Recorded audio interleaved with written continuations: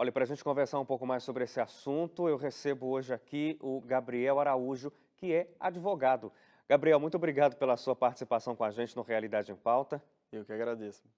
Agora, talvez soe estranho para quem está acompanhando, a gente está falando hoje sobre depressão, sobre estresse, sobre a vida agitada da sociedade, e no estúdio a gente vai conversar com um advogado. Por quê? Porque isso reflete diretamente no trabalho das pessoas, não é, Gabriel? Você atende no seu escritório pessoas que estão com problemas de depressão, com estresse, com outros problemas que são psicológicos e que por isso precisam, por exemplo, de afastamento e tentam pela justiça vias para Uhum. conseguir os seus direitos, é isso.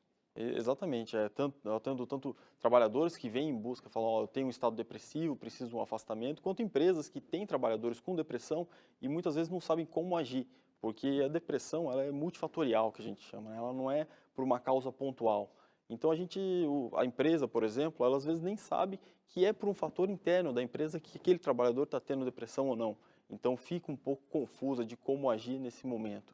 Eh Por exemplo, no caso de trabalhadores que precisam do afastamento médico, na verdade, esse é um tema muito ligado à parte médica, né, então é o Sim, médico que vai falar se necessita de um afastamento ou não. Muitas vezes o tratamento da depressão, o próprio médico diz: "Você precisa continuar trabalhando", porque não é sempre que o afastamento do vai trabalho ser vai a causar melhor uma solução. melhora.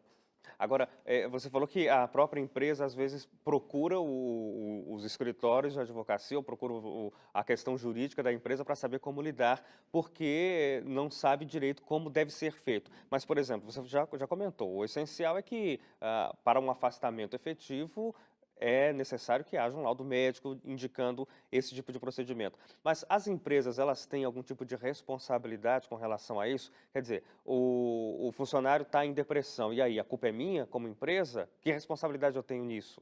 Excelente a pergunta para a gente esclarecer. Como eu disse, a depressão ela é multifatorial, pode advir de vários fatores.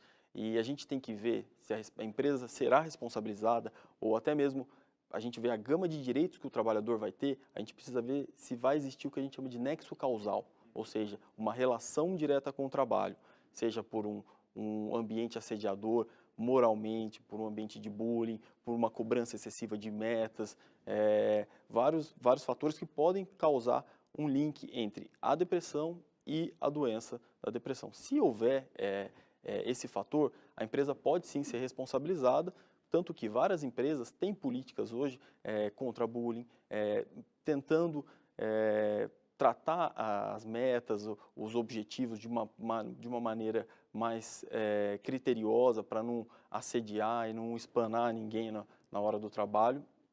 E se for constatado esse nexo de causalidade, ou seja, realmente a depressão tem como causa, ou com causa, melhor dizendo, uma causa concorrente, o trabalho, o trabalhador vai ter o direito à emissão do CAT, né, porque apesar de ser uma Uhum. doença ocupacional, ela é equiparada a um acidente de trabalho, vai ter direito, se for afastado pelo INSS, ou seja, mais de 15 dias, à estabilidade após o retorno, o recolhimento do FGTS durante o período do afastamento também, direitos que ele não teria se fosse uma doença que não teria nenhuma relação com o trabalho, né, logicamente. E para a empresa, eu acho que sempre é aconselhável, hoje até a parte da gestão mais inteligente da empresa, não ver só o funcionário num fim financista, mas ver como um investimento. Então, o funcionário que está em depressão, é muito legal você ter um trabalho em cima dele de investimento, de coaching, às vezes, para fazer com que ele se recupere e assim possa produzir para a empresa também,